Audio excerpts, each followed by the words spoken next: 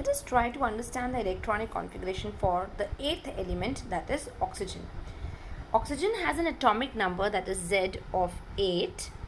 The number of electrons present in oxygen are also 8 as per the formula Z is equal to P equals E.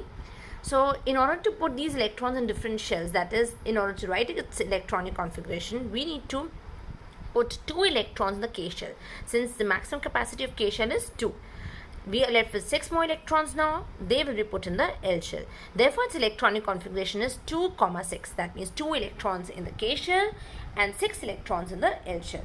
Now, this is the only way for writing the electronic configuration for oxygen. If we write this in any other way, it is absolutely an incorrect way of writing the electronic configuration.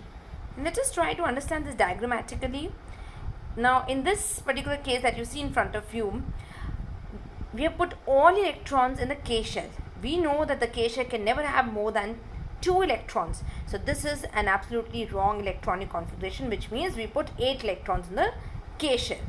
Now suppose we do not fill in any electron in the K shell and we put all the electrons in the L shell. That means the K shell is empty, it has 0 electrons and its electronic configuration is 0, 8.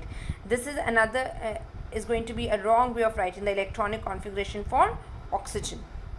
Or if we try putting 1 electron inside the K shell and the remaining 7 electrons in the L shell, this is again going to be a wrong electronic configuration. Or if we do the vice versa, we put 1 electron in the L shell and 7 electrons in the K shell. This is never a feasible case for the electronic configuration. Or if we try putting electrons in this form, so as to complete the K shell, we put 2 electrons there, we put 5 electrons in the L shell, and we put 1 electron in the M shell. Now, as we've already understood by now that 2 electrons have to be there in the K shell, but the L shell should be complete before the electrons jump onto the M shell.